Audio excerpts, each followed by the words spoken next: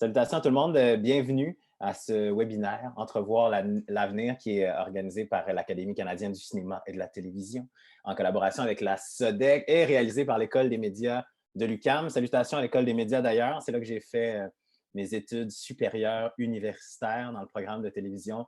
Je veux saluer tout le monde là-bas, particulièrement Margot Ricard, Pierre Barrette qui ont été mes enseignants qui sont là quelque part et que je salue.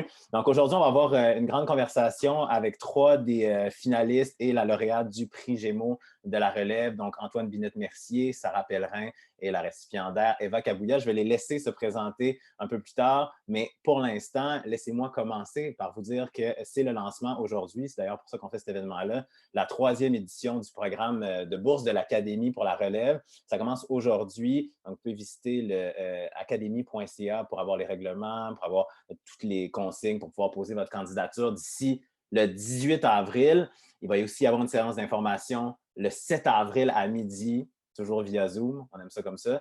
Mais pour vous expliquer ce que c'est que ce programme de bourse-là, en fait, c'est un programme de bourse qui permet à des créateurs, des créatrices émergents, émergentes de recevoir une bourse de 6 000 $ qui va leur permettre de faire un stage de 10 semaines dans une entreprise professionnelle pour pouvoir avoir une première expérience sur le marché du travail dans ce merveilleux monde de l'audiovisuel. Donc, n'importe qui peut avoir accès à ce programme-là. J'imagine parmi vous, si vous êtes évidemment étudiant en télévision, cinéma, en médias numériques et que vous finissez là une formation dans ces domaines-là. Donc, peu importe que vous soyez de la diversité culturelle comme moi, la diversité sexuelle ou autre, n'hésitez pas, soumettez vos candidatures à cette bourse-là. Ça va vous permettre d'avoir un bon petit coup de pouce pour lancer la carrière, lancer les expériences professionnelles. C'est d'ailleurs de ça dont on va parler aujourd'hui, des premières expériences professionnelles, de faire sa place dans ce monde qui n'est pas toujours facile, mais qui est tellement ravissant et tellement amusant, tellement nourrissant. On va le faire, comme je le disais, avec Antoine Binette-Mercier, avec Eva Kabuya et avec Sarah Pellerin. Les amis, vous pouvez vous enlever de mute. On va commencer par Antoine. Tiens, salutations Antoine. J'aimerais ça que tu te présentes aux gens qui nous découvrent en ce moment. Oui, et bien écoute, moi je suis un compositeur, je me spécialise beaucoup dans la musique à l'image, documentaire, je fais des fictions, des films, j'ai fait de la publicité énormément, j'ai tout ce qui est la musique médiatique, je fais aussi du mixage, de la prise de son, des arrangements. Écoute, je fais un paquet d'affaires, j'ai fait un petit peu de tournée, je suis vraiment dans la création, je suis dans la composition, là. Je suis dans la composition. Un gars qui a presque pas de talent. On fait qu'est-ce qu'on peut, là, avec qu'est-ce qu'on a. On fait ce qu'on peut avec les cartes que le gars d'en haut nous a données. Salut Antoine, on va Exactement. se reparler dans quelques... On le Ça. salue, où qu'il soit, Ouais. s'il existe. Sarah, je vais me tourner vers toi, puisque tu es tout de suite en dessous dans mon écran d'Antoine. Si tu avais à te présenter aux gens en quelques mots, tu le ferais comment? Oui, en fait, moi, je suis scénariste, réalisatrice. Et c'est par la scénarisation que j'ai commencé, puis la réalisation est venue par après. Fait que j'ai écrit plusieurs courts-métrages, beaucoup de web aussi dernièrement. Puis là, je travaille sur un premier long-métrage. On a eu le soutien de la SODEC, donc je suis dans l'écriture de ce premier long-métrage-là.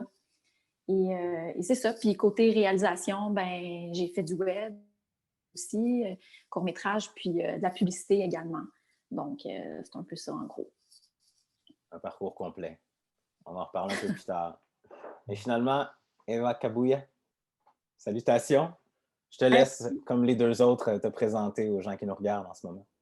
Salut, donc moi je suis réalisatrice, scénariste également. J'ai notamment fait une web-série qui s'appelle À monde d'occasion qu'on peut regarder gratuitement sur tout.tv, puis qui a été mon premier gig professionnel. Puis sinon, j'ai fait d'autres courts-métrages quand j'étais durant mon bac puis ma maîtrise. Voilà. Et bien voilà, les présentations sont faites. Enchanté tout le monde. Merci à tous les gens qui sont avec nous. Je vous rappelle, si ça vous tente de soumettre vos candidatures là, pour les fameuses bourses de l'Académie jusqu'au 18 avril. Puis le 7 avril, il va y avoir une situation comme la nôtre. En ce moment, vous allez pouvoir avoir plus d'informations. Puis aussi un peu plus tard, Joanne Larue qui va être avec nous. Là, je ne veux pas me tromper sur le titre. C'est la directrice générale du cinéma et de la production télévisuelle à la SODEC. Elle va venir nous parler des programmes qui vous sont aussi accessibles si vous êtes des talents émergents et que vous souhaitez créer et changer le monde, la création audiovisuelle, rien de moins. J'ai envie qu'on commence, les amis Antoine, Sarah, Eva, en parlant de on va dire de premier contrat, mais pas nécessairement du premier contrat, parce qu'on s'en souvient tous de ce premier contrat-là, puis en général, il n'est pas nécessairement si édifiant que ça et si marquant dans notre parcours de vie professionnelle. Mais j'ai envie que vous me parliez du premier projet dans lequel vous avez travaillé, dans lequel vous êtes investi, qui vous a fait vous dire « Hey, là, je pense que j'ai un pied dedans, ce milieu-là, puis je pense que, comme on dit en anglais, there is no way back ». C'est-à-dire que je ne pense pas que je vais pouvoir en ressortir parce que là, je me sens complètement investi dans cette industrie-là. Je vais commencer par Eva. OK. Donc, ouais, comme je l'ai dit, à mon occasion, ça a vraiment été mon premier genre gig professionnel où ce que genre, j'étais payée à faire de la réalisation par une boîte de prod puis des diffuseurs.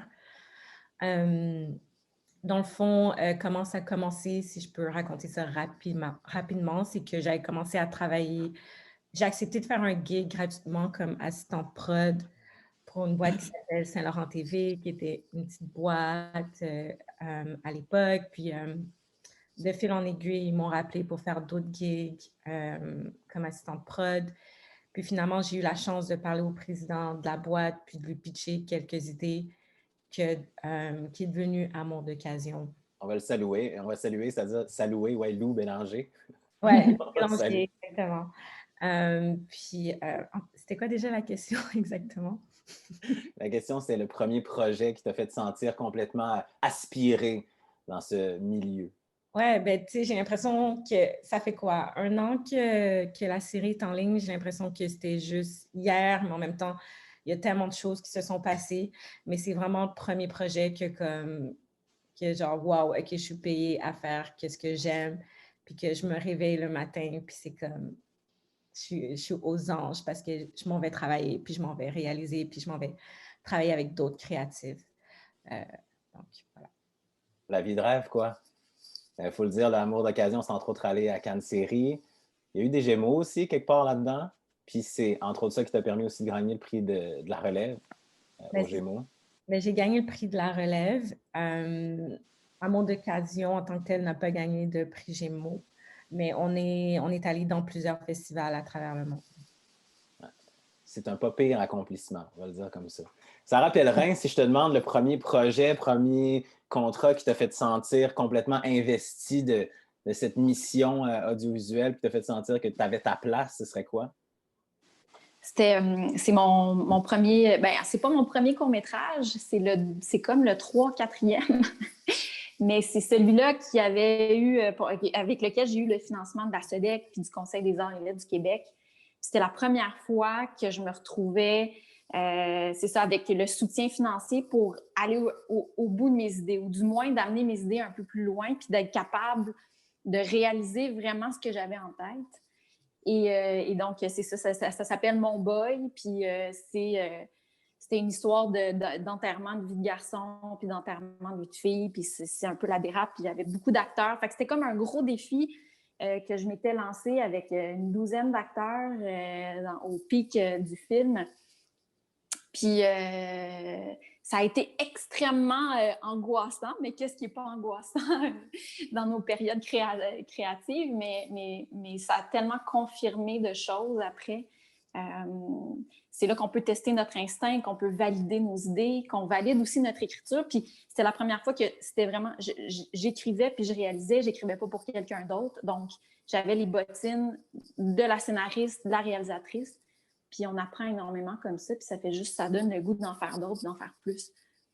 C'est important ce que tu dis aussi, parce que là, on parle de commencer, entrevoir l'avenir, faire son chemin dans ce milieu-là. Puis c'est vrai que l'angoisse puis le doute, quand il ne devient pas paralysant, ça reste quand même un moteur créateur important. Puis c'est extraordinairement formateur, toutes les réflexions que ça nous amène, puis les endroits où ça nous permet de se rendre. Exact. Puis ce qui est beau, c'est des projets comme ça qui fait que le projet d'après est angoissant, mais juste différemment, un peu moins. On pleure plus dans la douche le soir en se demandant si ça a bien été.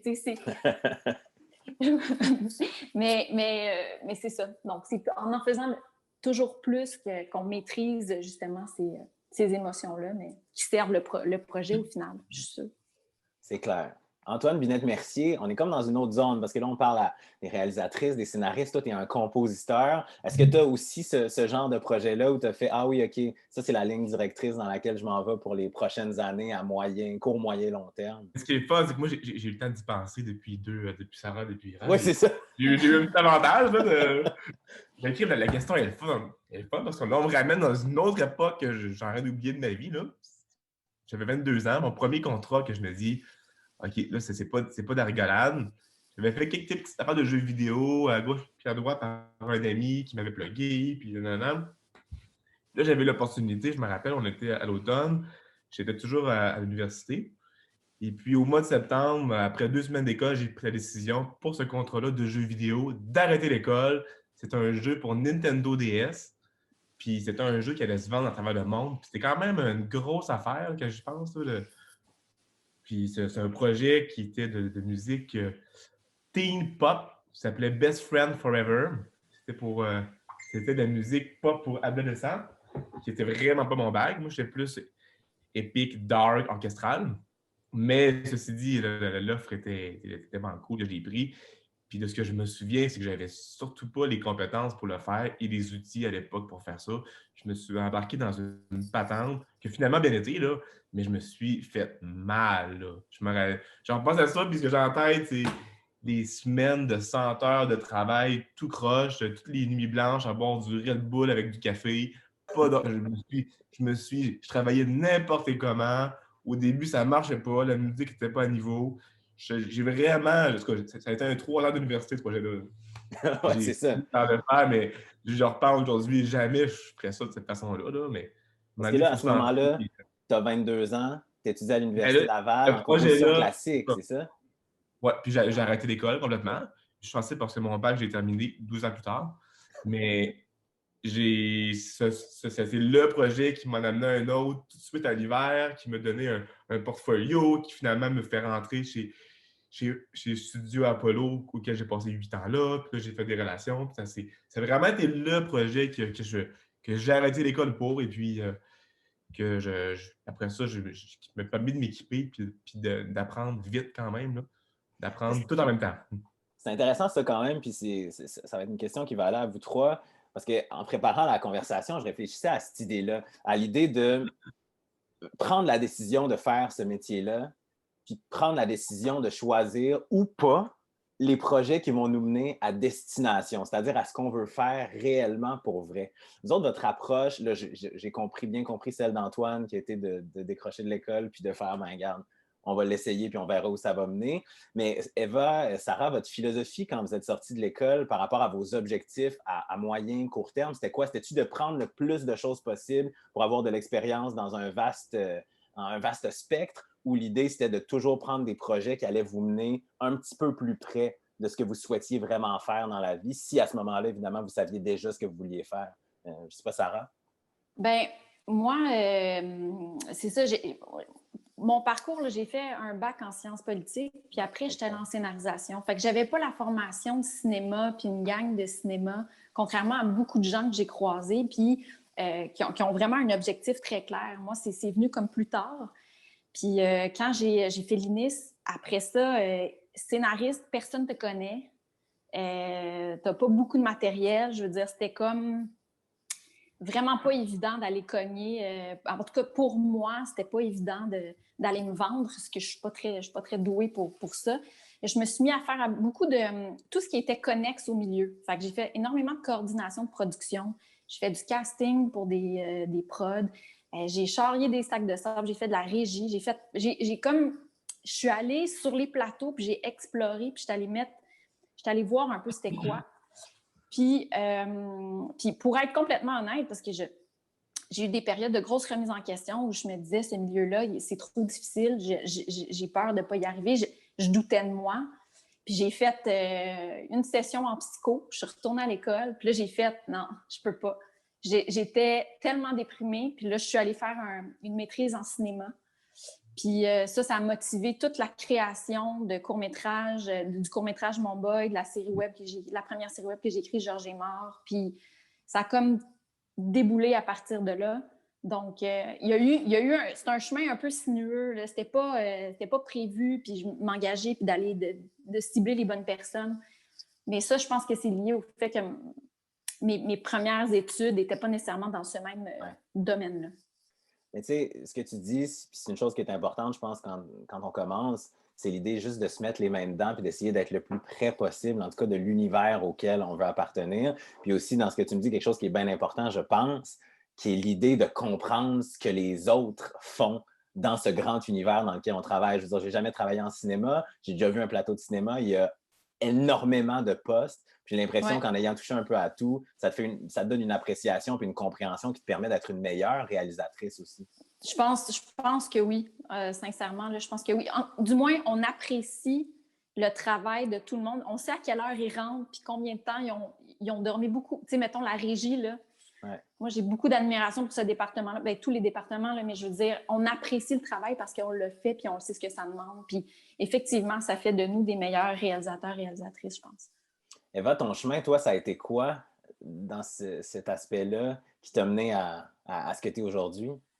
Mais ça ressemble un peu à Sarah. Moi, j'ai fait un bac en communication à Concordia. J'étais spécialisée en film, mais la partie film, ça représentait peut-être 1/3 du programme.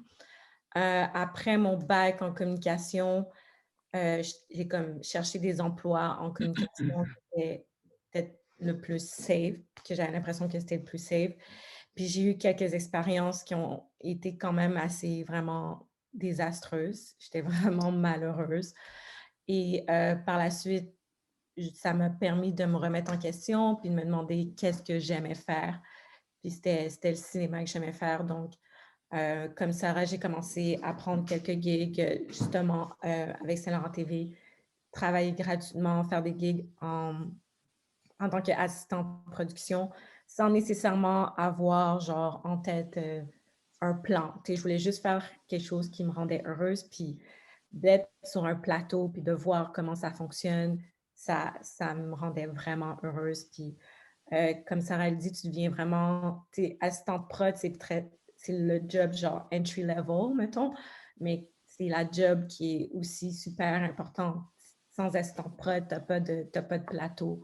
Fait que c'est ça qui est comme que je trouve beau dans ce métier-là, c'est que chaque rôle est autant important, puis c'est pas juste le réalisateur, chaque personne fait que ton œuvre voit le jour. Puis par la suite, j'ai appliqué pour ma maîtrise en cinéma à New York et j'ai été acceptée, donc je suis comme partie un peu en trompe. Genre, même si j'avais 0 argent, j'étais allée à New York. Puis juste avant de partir, j'avais pitché à mon occasion à la boîte de prod que eux-mêmes, ils ont pitché l'idée à Radio-Canada. Puis quand j'étais à New York, j'ai reçu un appel comme quoi Radio-Canada était intéressé. Puis après ça, ça a comme déboulé super rapidement. Puis je suis revenue. Puis j'ai travaillé, puis on a tourné à mon occasion. Faut jamais douter de ça, hein, quand même, qu'à un moment donné, les choses finissent par s'aligner d'une façon ou d'une autre, même s'il y a des moments de flottance, des moments de doute, des moments d'angoisse comme ce dont Sarah parlait tantôt. À un moment donné, ça finit par s'aligner si on le veut. Puis tu disais quelque chose, Eva, qui résonne aussi, c'est l'idée, oui, d'accepter l'angoisse et le doute, mais de ne pas nécessairement accepter le malheur. Si vous êtes malheureux dans quelque chose, c'est probablement un indicateur qu'il faut brasser les affaires et aller essayer d'autres choses. Je veux vous amener sur un autre sujet parce que moi, il y avait un mot qui m'horripilait quand j'étais à l'université en communication et c'est le mot réseautage. On nous parlait souvent de devoir réseauter, rencontrer des gens et aller dans des événements. Puis, en sortant de l'école, ce dont tu te rends compte, c'est que le réseautage prend plusieurs formes. Puis au bout du compte, le réseautage, c'est rencontrer des gens avec qui tu as une parenté d'esprit et de cœur, t'entourer de ces gens-là ou entourer ces gens-là, puis former une espèce de clan avec qui tu vas vouloir travailler. J'ai envie de commencer avec Antoine parce que, bon, Sarah et Eva, on peut imaginer un peu comment ça se passe, puis après ça, je vais vouloir que vous me le détailliez. Mais Antoine, toi, dans ma perception, en tout cas, un compositeur, c'est comme une job solitaire. Fait que comment tu fais pour développer un réseau qui va faire que tu vas rencontrer des gens puis avoir des partenaires avec qui tu vas faire 1, 2, 3 projets puis qui vont te faire confiance? Mais moi, je pense que tout le monde a un parcours qui est singulier, là. je vais parler du mien, évidemment. Moi, au niveau du réseautage, je pense que pour tout le monde que je connais, tout part des amis de longue date, des amis du cégep, même du secondaire, vraiment les vieux amis. Moi, ça a été mon cas. C'est des amis qui m'ont donné accès aux premiers contrats de jeux vidéo. En même temps, j'ai un autre ami, on était proche, qui, qui a réussi à aller au studio Apollo, Raphaël Reed, qui m'a intégré à ça.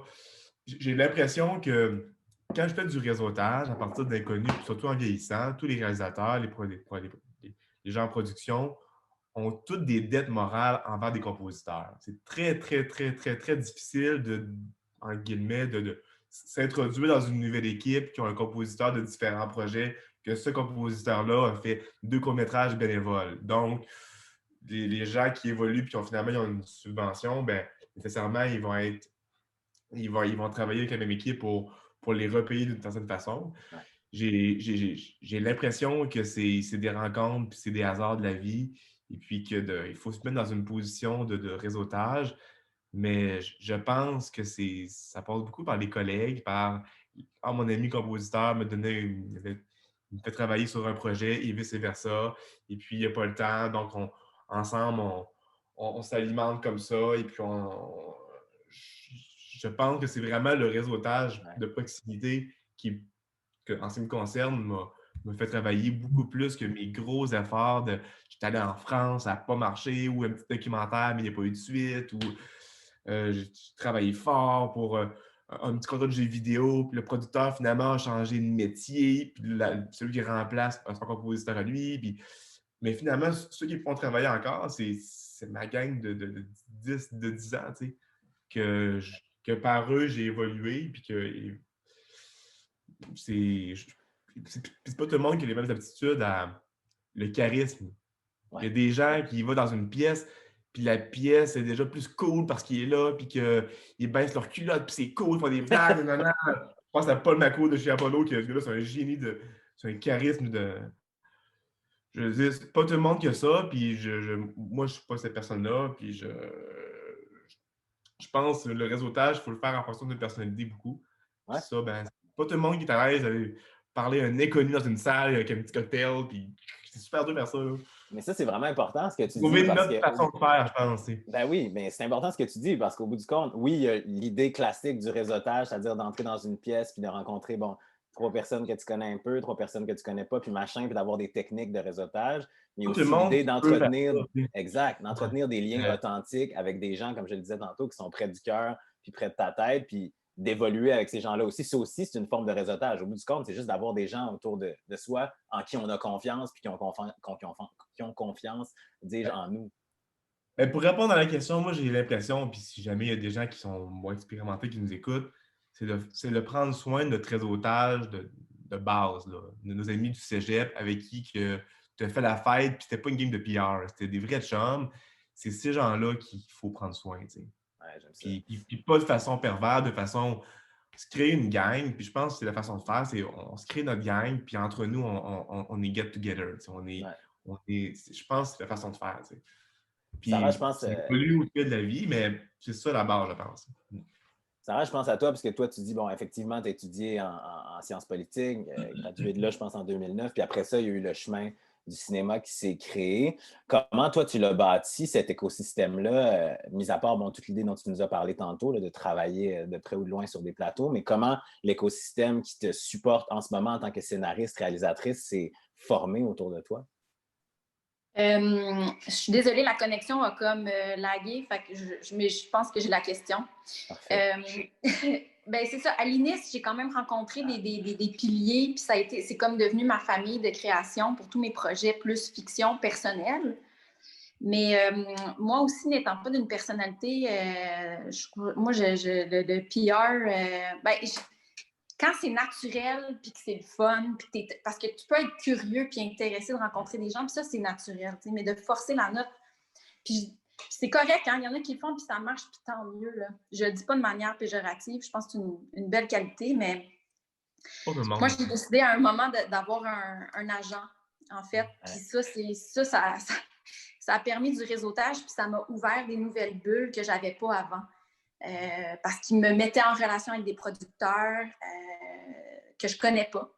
Puis là, je me suis mis à faire des projets aussi qui étaient vraiment comme plus de la commande. Mais là, je me suis mis à découvrir vraiment plein de nouveaux mondes.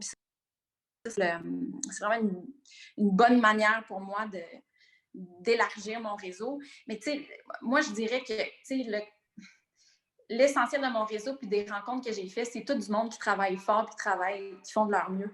Tu sais, ça a l'air niaiseux, là, mais au lieu de penser à sa représentation, juste de comme que tu sois, peu importe ton statut sur un plateau, quand tu travailles fort, le monde te voit. Le monde, il voit les gens qui travaillent fort, puis ils rappellent, généralement. Moi, je suis la première à rappeler le monde que j'adore, puis je pense qu'il y a beaucoup de monde qui m'ont rappelé aussi. Puis là, à un moment donné, ça devient un enjeu, là. Quand tu veux plus faire de cordeau ou que tu veux plus faire autre chose, mais bon, ça, c'est une autre affaire, mais je pense que c'est juste de... Mais ça se sent. Quand les gens sont passionnés, les gens travaillent fort, puis les gens se rappellent. Mais en gros, c'est ça. Ouais, ça, il faut le garder en tête, l'idée de travailler fort, de développer du lien naturel aussi avec les gens. Il nous reste 10 minutes à la conversation, cette partie-là du moins, parce qu'il reste plein de trucs après. Mais si vous voulez commencer à poser des questions, il y a un onglet en bas, questions et réponses. Vous pouvez poser vos questions, puis tantôt, je vais les prendre et les poser à nos amis qui sont là avec nous. Eva, je suis curieux de t'entendre, toi, sur la façon dont cet écosystème-là, social, professionnel, s'est créé autour de toi. Ouais, ben, moi, je suis comme une personne qui est extravertie, mais en même temps, je suis extrêmement gênée. Fait que moi aussi, l'idée de réseautage, ça m'effrayait quand j'entendais ce mot-là. Mais c'est ça, la meilleure façon de le voir, c'est de le voir comme des contacts, des amitiés que tu lis de façon authentique ou organique, puis aussi de te mettre dans des situations, d'être là au bon endroit, au bon moment, c'est-à-dire tout le temps aller dans des événements qui t'intéressent, aller dans des screenings, aller dans des... là, c'est sûr qu'on est durant la pandémie, mais aussi te mettre dans des situations où tu vas rencontrer du monde avec qui tu partages déjà des intérêts communs, puis que tu peux justement échanger tes informations Instagram, puis être en contact avec du monde, puis tu ne sais jamais de quelle façon par la suite un contact peut t'amener ailleurs. Puis comme Antoine disait, les gens avec qui vous étudiez, c'est les gens qui vont aussi travailler plus tard dans le milieu. Donc, de dire que les gens autour de toi, c'est peut-être du monde que tu vas revoir dans quelques années sur un plateau ou sur un projet. Donc, de vraiment prendre soin aussi de ces contacts que tu fais au cégep ou à l'université. Mais ouais, de la façon que je le vois, c'est vraiment plus, tu vas à un event, tu rencontres du monde, puis tu ne mets pas la pression de, OK, là, il faut qu'ils sachent sur quel projet je travaille ou ils savent qui je suis ou quoi que ce soit, mais juste de rencontrer du monde, puis le plaisir de rencontrer d'autres artistes, puis des gens qui partagent la même passion. C'est comme ça que je vois le réseautage.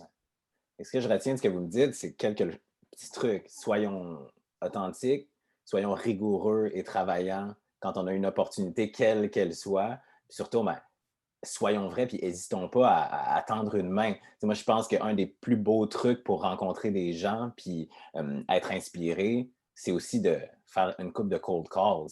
Puis si tu admires quelqu'un, pourquoi ne pas lui écrire? Pourquoi ne pas demander d'aller prendre un café? Il y a aussi cette façon-là de faire qui, des fois, peut être plus effrayante, mais si c'est quelqu'un que tu admires, tu vas avoir quelque chose à lui dire et il va avoir quelque chose à t'apprendre. Puis en général, surtout dans un milieu comme le nôtre, qui n'est pas très gros, les gens sont assez réceptifs à cet échange-là. Fait que je pense que ça peut être une avenue qui est intéressante aussi. Je suis intéressé à vous entendre sur l'équilibre local-international. Je m'explique. On est en 2021. On est dans un monde qui est de plus en plus globalisé. Nos opportunités sont, oui, ici, mais beaucoup aussi ailleurs. Comment vous voyez le développement de votre carrière dans cet aspect-là? C'est-à-dire, est-ce que vous examinez votre carrière comme une carrière qui doit s'ancrer ici ou est-ce que vos ambitions sont plus vastes? Plongées. J'ai même pas envie de pointer quelqu'un. On va dire Eva, vu que tu es celle qui est à New York, qui étudie à New York. Tiens. Mais moi, c'est tout le temps, je m'étais tout le temps dit, ou ça a tout le temps été important pour moi j'ai toujours voulu faire des œuvres qui sont québécoises. Je me suis tout le temps dit, pas pour me limiter, mais pour moi, c'était ça qui m'interpellait de créer des personnages de couleur qui sont québécois, parce que c'est tout le temps quelque chose que j'avais voulu voir à la télévision ou au cinéma, mais je ne suis pas nécessairement fermée à l'international. Je pense qu'une œuvre qui résonne à Montréal, au Québec, peut résonner partout à l'international. Honnêtement, j'ai pas de plan. J'ai aucun plan. Mais mes contacts que j'ai faits justement à l'université à New York, c'est des contacts que je chéris, des amitiés que je chéris, puis à mon occasion, je l'ai co-scénarisé avec 2 filles que j'ai rencontrées justement à New York, donc je ne suis pas du tout fermée à l'international. Antoine, la musique étant le langage universel. Et contrairement peut-être à Sarah et Eva, moi, je suis un peu plus dépendant des projets de mes collaborateurs, là. Évidemment que... Mais moi, ma réponse à ça est que ce qui était... Moi, j'aimerais avoir une carrière internationale. Je pense que je ne suis pas le seul. Et puis, je pense que l'important, c'est que j'aille ce calibre-là. Puis, que ce soit un projet aussi... bon, il n'y a pas les mêmes conditions dans tous les projets, là, mais moi, je m'efforce dans mon travail d'être le plus rigoureux possible, puis de mettre le plus d'amour à tous les projets que je fais.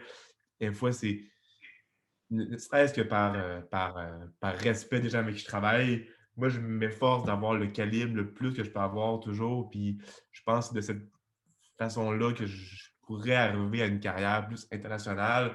Mais tout ça, il y a tellement de hasard là-dedans. Il y a tellement de. Il suffit d'une rencontre, il suffit d'être au bon endroit au bon moment. Mais qu'est-ce qui est important? Où est-ce que j'ai du contrôle? Puis comme disait Eva, c'est de se positionner dans des endroits qui sont sujets à des occasions potentielles. Je n'ai pas de contrôle sur la suite, mais ce qui est fondamental, c'est que j'ai un contrôle sur la qualité du travail que je fais. Ça revient à ce que Sarah disait, les gens l'entendent, les gens le remarquent, les gens sont sensibles à ça. Et puis, c'est comme ça que tu vas grossir à une équipe qui vont t'amener avec eux. Puis, je pense que je ne pense pas me tromper en disant que tous les gens qui travaillent dans l'industrie, c'est tous des gens qui sont ambitieux. Je pense que si tu n'es pas un workaholic dans ce métier-là, tu n'es pas à bonne place. C'est un métier pour les passionnés, pour les gens qui en font, j'ai envie de dire un choix de vie même. Là. C'est assez débile des fois. Là. Puis il faut aimer ça, il faut aimer ça. Puis évidemment, moi, j'ai des ambitions internationales. L'important, c'est de travail. Tu sais. L'idée, c'est de ne pas mettre la charrue devant les bœufs, c'est-à-dire si tu as l'ambition internationale, ce que je vais en comprendre, ce que tu dis, Antoine, c'est quand même de rester focalisé sur le moment présent, sur le travail à accomplir dans le média. Qu'est-ce que je lis, puis c'est quoi la musique que je fais, qu'est-ce que les gens écoutent. Puis c'est ça la clé, c'est le travail, je pense. Évidemment, il y a le réseautage, mais c'est tellement abstrait qu'il faut se mettre dans des bonnes positions, mais il faut faire confiance à la vie. Puis c'est pas tout le monde qui va avoir les mêmes occasions, les mêmes chances. Puis je pense que ce qui est important, c'est d'être heureux dans notre travail, bien le faire. Et puis après ça, ben, d'entrer en place en parlant. De toute façon, c'est sûr que on voudrait prévoir cette affaire-là. Genre, je vais faire le film parfait, les Américains vont me spotter, ils vont m'appeler, je vais me trouver un agent. T'sais, ça se fait pas comme ça. Comme Eva elle dit, la seule chose qu'on peut faire, c'est parler d'une réalité qu'on a envie d'exposer, avec notre cœur. Puis ça va rejoindre l'international. Puis de toute façon, tous nos cinéastes le prouvent en ce moment. Tout le monde voyage avec leurs films québécois. C'est fascinant, c'est hallucinant de voir comment ça rayonne. Puis c'est ça. Donc, je pense qu'il faut, c'est ça, travailler fort, mais comme parler de sujets qui nous touchent. Puis je pense que c'est ça, quand l'intime rejoint l'universel. Oui, partir de soi pour aller rejoindre les autres. Je vais prendre une petite pause de notre conversation avant qu'on puisse aller aux questions-réponses qui nous sont posées par les gens qui nous regardent en ce moment. Et je vais agréablement prendre mon bâton et passer la rondelle à Joanne Larue, qui est, là je vais encore pas vouloir me tromper, directrice générale du cinéma et de la production télévisuelle à la SODEC, pour qu'elle puisse, entre autres, nous parler des différents programmes qui sont disponibles pour les gens qui nous regardent en ce moment à la SODEC. Joanne, le plancher est à vous. Merci. Salut tout le monde. Bon, alors j'ai 10 minutes. Hein. D'habitude, on fait ça sur 2 heures. Alors, la version Reader's Digest. Premièrement, juste quand même prendre le temps de vous dire que ça me tient énormément à cœur ce que vous faites et pour qui vous le faites, parce que j'enseigne le cinéma depuis, j'ai quasiment le goût de dire 40 ans, mais c'est comme autour de 35. Donc, merci pour ça. À la SODEC, les créateurs émergents, ou ce qu'on a toujours appelé la relève, c'est vraiment très, très, très important. Pendant 30 ans, on a eu un programme qui s'appelait l'aide aux jeunes créateurs. On a changé cette approche-là parce qu'on s'est rendu compte que l'émergence n'était pas nécessairement une question de jeunesse, surtout quand on considère le parcours de certaines femmes, par exemple, cinéastes qui ont dû interrompre leur carrière parce qu'elles ont eu des enfants, ou si on pense à certaines personnes en provenance de la diversité culturelle qui ont des vocations tardives, bien, tous ces gens-là, ou les gens en région aussi, tous ces gens-là arrivaient très vite à l'âge limite de 35 ans. Alors, on a fait exploser cette limite-là. Il n'y a plus de limite d'âge à l'émergence et le programme s'appelle maintenant l'aide à la création émergente.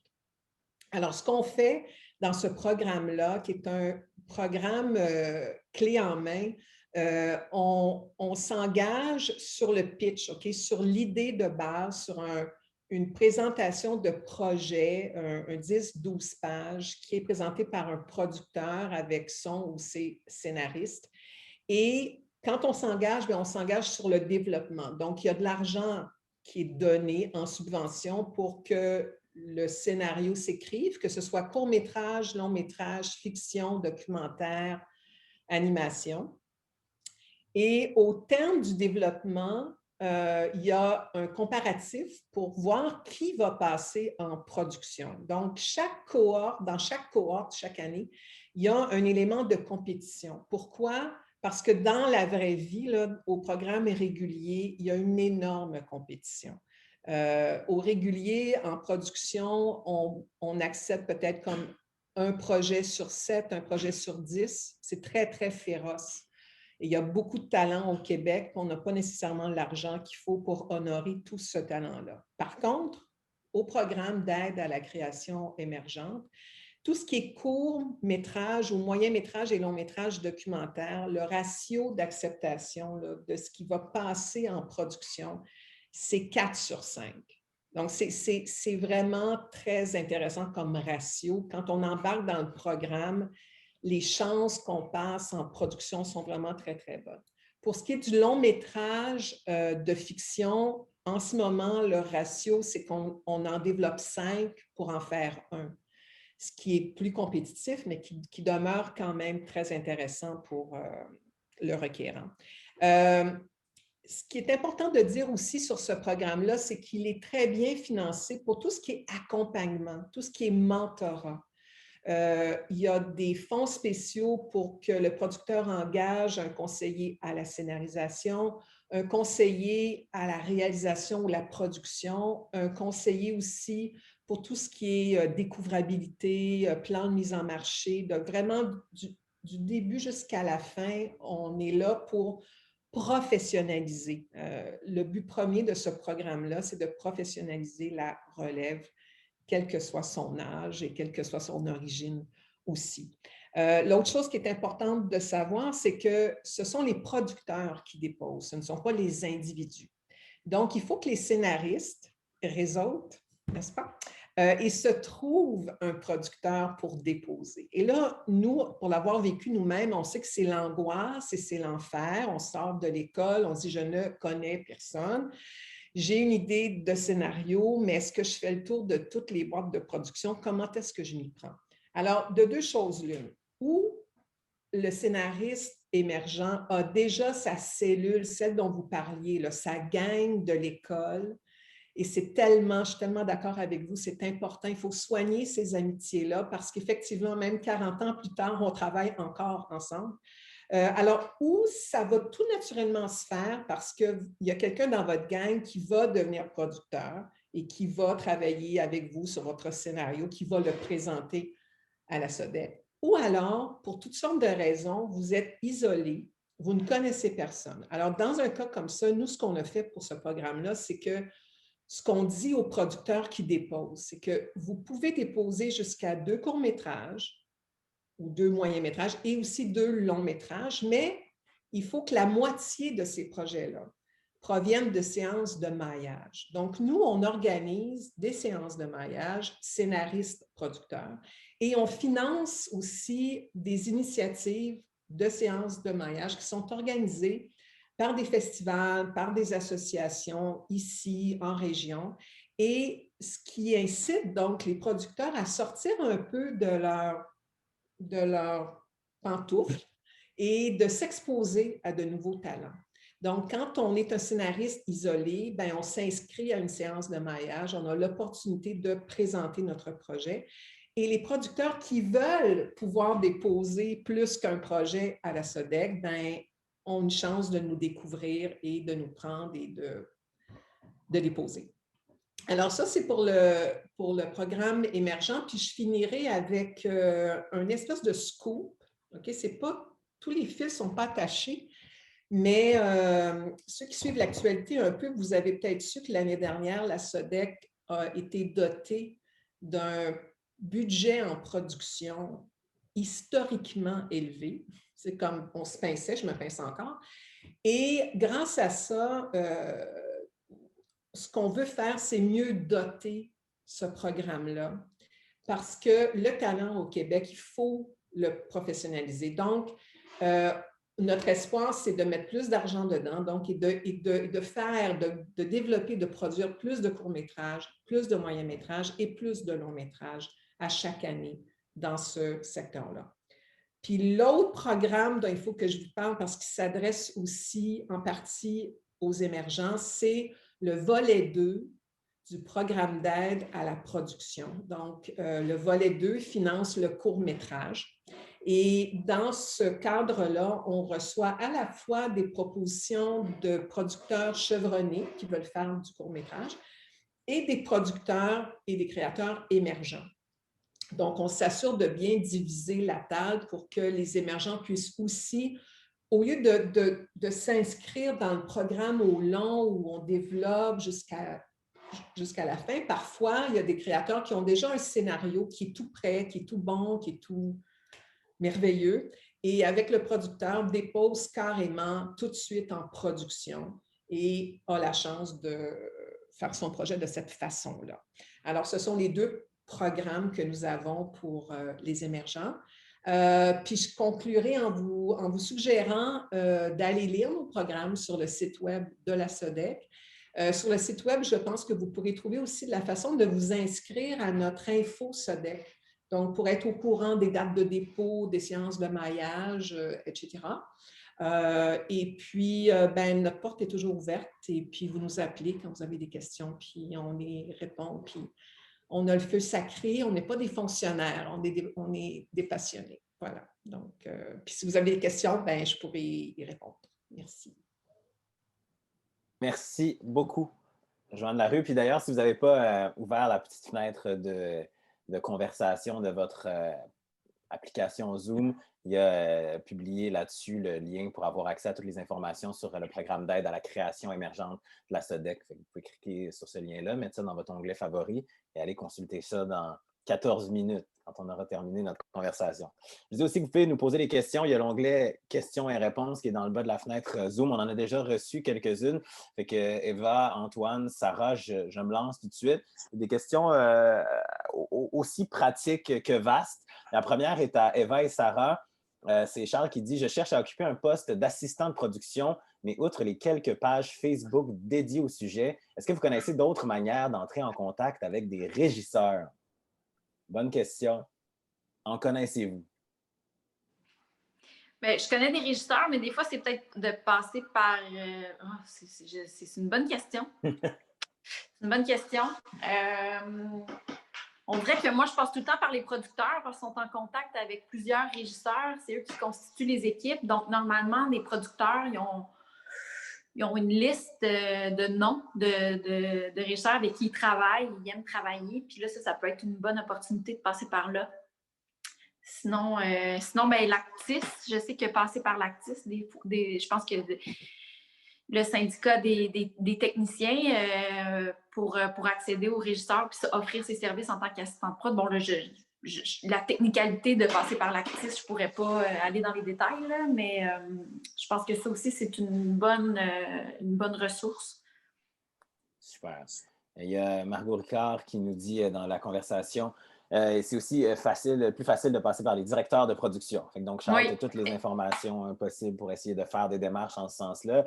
Une question plus vaste, de conseils. C'est Sally qui demande, est-ce que vous avez des conseils ou des commentaires pour les créateurs, cinéastes émergents qui souhaitent commencer dans le milieu? Puis ça s'applique aussi, évidemment, Antoine, aux compositeurs.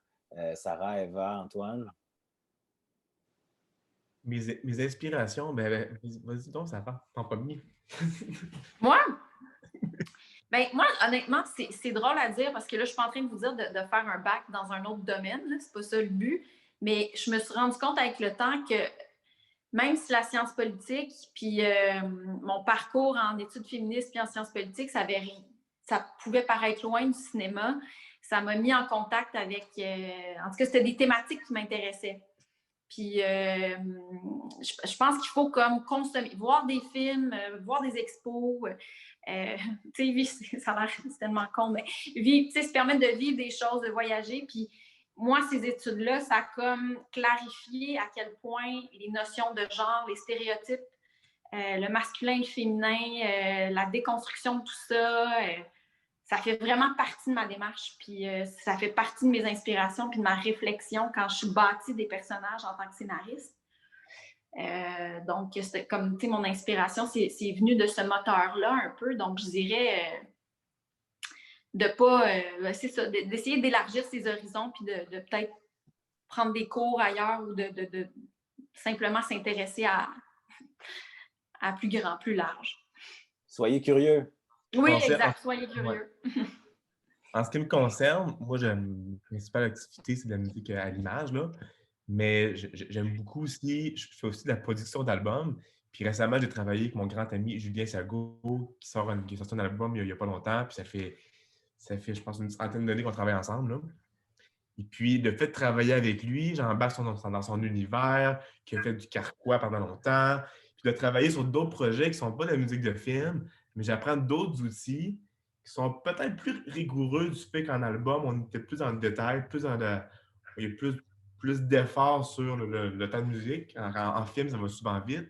Puis ces outils-là que j'apprends, qui sont peut-être moins conventionnels en film, mais je peux les prendre, je les amène, puis de travailler avec d'autres médiums, moi, ça me nourrit beaucoup, puis surtout des gens Récemment, j'ai participé au film Questipan il y a 2 ans avec c'est Louis Chancromé, il a fait de la musique, puis lui il arrive du monde de l'album, puis le fait d'avoir travaillé avec un gars comme ça, c'est comme OK, c'est une autre dimension. Puis j'arrive en film, c'est une autre. Je profite d'outils comme ça, de prendre des outils qui ne sont pas nécessairement dans mon médium premier, mais que j'applique. Ça crée aussi ma singularité, je pense, qui fait je m'écoute parler. C'est ça, c'est d'ouvrir ses horizons, en fait, puis ça revient à ce que je disais en semi-black, mais c'est l'idée de la curiosité. Eva, on a une question pour toi, puis c'est un sujet qu'on n'a pas eu le temps d'aborder tantôt, fait que je suis content que quelqu'un nous le soumette. Donc, la question est la suivante. Est-ce que le manque de diversité à l'écran au Québec, ça peut être un frein? On se l'a fait poser souvent cette question-là. Est-ce que le manque de diversité à l'écran au Québec peut être un frein à votre carrière? Si oui, comment est-ce qu'on peut contourner l'obstacle? C'est sûr que genre l'industrie du cinéma, c'est extrêmement difficile de juste rentrer. Puis je pense qu'effectivement, quand tu es une personne de couleur, ça peut être encore plus difficile dans le sens que il y a tout un langage, il y a toute une façon de faire qui est juste comme pas nécessairement facile à décoder. Là, si on parle du manque de diversité à l'écran, si c'est un frein à ma carrière, moi, je pense que dans le sens que les histoires que je veux raconter, c'est seulement moi qui peux les faire, puis je ne vais pas attendre qu'on me propose une idée que je trouve qui m'intéresse ou quoi que ce soit. Moi, je vais créer un peu ma propre job. Donc, si c'est une histoire, ben, de l'écrire, puis d'être passionné par cette histoire, puis d'avoir confiance en toi pour dire qu'il y a d'autres personnes qui vont être passionnées, puis qui vont vouloir aussi t'aider à raconter cette histoire. Je pense qu'en ce moment, depuis l'année dernière, les gens, ils commencent à être éveillés aux enjeux entourant les minorités visibles, puis les difficultés, notamment dans le cinéma ou dans le domaine des arts, de pouvoir percer. Fait que je pense que différents organismes vont donner plus d'opportunités aux gens de couleur. Donc, mon conseil à moi, c'est d'avoir confiance en soi, de se donner une chance, d'écrire, d'être passionné, de ne pas arrêter de frapper à des portes. J'ai frappé à beaucoup de portes, puis il y a beaucoup de portes qui ne se sont pas ouvertes, puis justement, il a fallu qu'une porte s'ouvre pour que vraiment les choses déboulonnent, puis de ne pas être gêné d'entrer en contact avec du monde sur Instagram. Moi, si on m'écrit sur Instagram, ben, je vais répondre tout le temps, puis ça va me faire plaisir de répondre. Donc, ouais, d'avoir confiance. Ouais, il faut foncer un peu. Ouais, C'est vraiment. des histoires qui méritent d'être racontées, des réalités qui méritent d'exister à grande échelle. Si il y a des gens là, qui posent des questions, puis des fois, il y a des sous-questions, mais là, j'essaie de donner la place à un peu tout le monde, fait qu'on va y revenir si on a le temps. Mais si je n'ai pas posé votre sous-question, ne m'en voulez pas. C'est par volonté d'équité. J'ai une question ici de Nadia qui dit « Je suis finissante en cinéma à l'UQAM, je termine dans les prochaines semaines et je suis à la recherche de stages.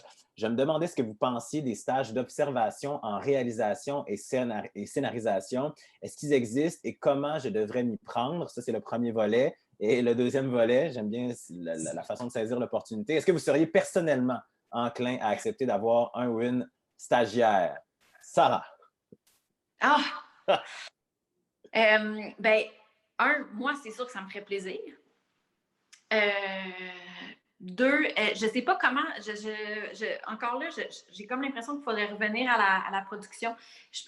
Les stages d'observation, moi, je pense que c'est vraiment le fun. Perso, j'en ai pas fait, mais en travaillant, j'en ai comme fait, mais j'étais occupée à faire autre chose. Mais oui, j'imagine que c'est d'entrer en contact avec des réalisateurs que vous aimez, d'offrir comme ça. Je pense que c'est une bonne porte d'entrée. Puis après, c'est de voir comment ça peut s'arrimer avec la production.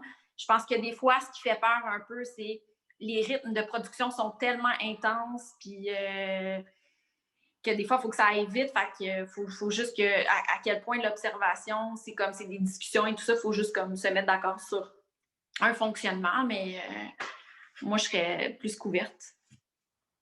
Voilà. Eva?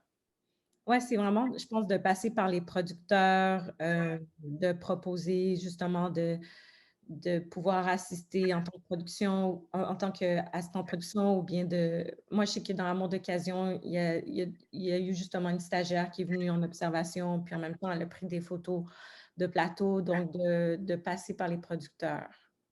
Oui, puis côté scénarisation, si je peux me permettre, moi, des fois, il y a des gens qui m'écrivent, puis des fois, c'est de prendre un café, comme tu disais, Nicolas, ça fait plaisir, là, des fois, de se donner les trucs qu'on a. Tu sais, des fois, c'est des trucs techniques de logiciels, de scénarisation, de comment patenter. Déjà, si vous êtes étudiant là-dedans, vous avez déjà sûrement toutes ces bases-là, mais si jamais ça peut aider, c'est de contacter des scénaristes que vous aimez. S'ils ont le temps, ça va faire plaisir, je suis convaincue.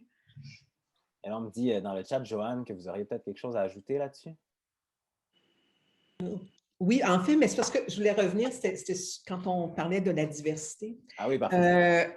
Parce que je sais que quand on parle de la SODEC ou même de téléfilm, il y a comme quelque chose de monolithique, d'un peu effrayant, d'un peu, comme tu dis, mais non, c'est pas pour moi, ils ne me prendront jamais, il n'y a pas de place pour le cinéma asiatique, noir, queer et tout ça.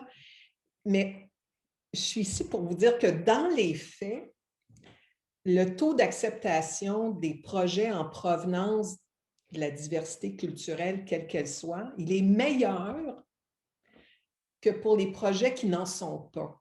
Notre problème en est un de masse critique au dépôt.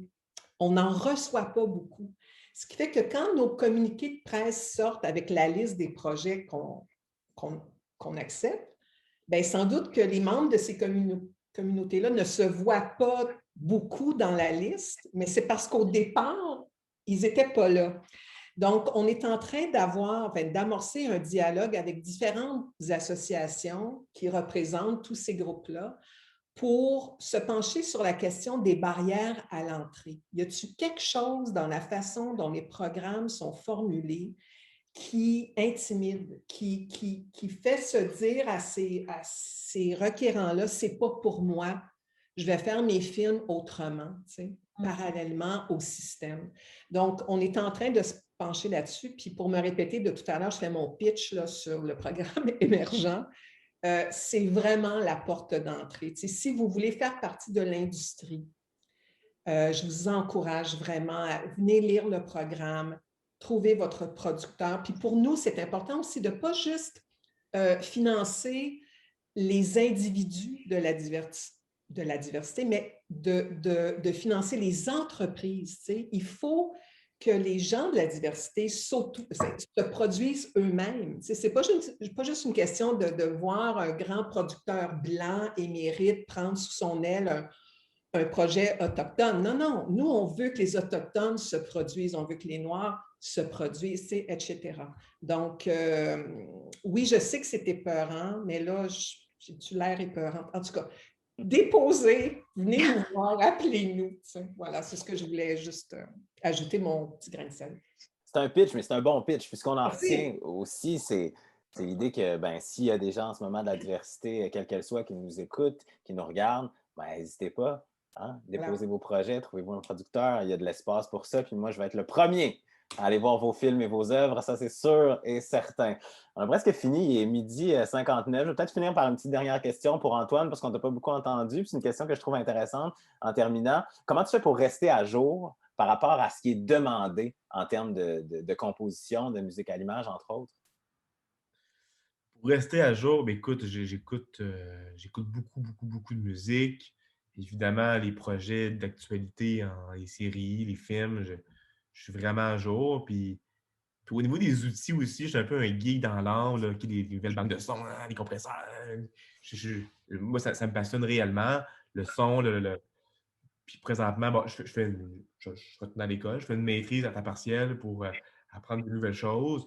Mais écoute, je pense être à l'écoute de ce qui se fait en ce moment. D'autant plus qu'en ce moment, il y a une pandémie, on est tous chez eux. C'est important d'être encore plus alerte que jamais parce que c'est facile de passer après un paquet d'affaires. Là.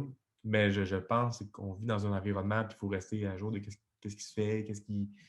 C'est clair. C'est super clair. Ça revient à ce qu'on disait un peu tantôt aussi, toute l'idée de la curiosité. Il est 13h01. Ouais, j'allais dire, il est 13h01. Fait que c'est pas mal terminé, en fait, cette belle rencontre-là. On dirait qu'on aurait pu continuer à parler encore au moins une bonne heure. J'avais plein d'autres questions pour vous, mais on fera ça une autre fois. Merci d'abord, Antoine, Eva, Sarah, d'avoir pris votre temps ce midi pour nous jaser tout ça. Je pense que ça a été bien éclairant pour bien des gens qui nous regardent en ce moment. Puis ça donne envie de faire des choses. On ne peut pas juste réfléchir, mais on donne le goût de se mettre les mains dedans puis de le faire. Puis je pense que vous êtes bien inspirant en ce sens-là. Fait que je vous salue et je vous remercie d'avoir pris du temps pour nous. Merci, Joanne Larue, évidemment, de nous avoir parlé de tous ces programmes-là, d'avoir répondu aux questions aussi. Le pitch est bon. Le pitch est bon. Je sens que ça va déposer là, bientôt. Soyez prêts. Puis merci à l'Académie canadienne du cinéma et de la télévision. Merci à la SODEC. Merci à l'École des médias d'avoir parrainer tout ça. Ça a été un plaisir pour moi d'être là. Puis comme je le dis, s'il y en a un autre, je suis là. Donc, salut tout le monde. Merci d'avoir été là. Ça a été un grand, grand plaisir. Bye bye!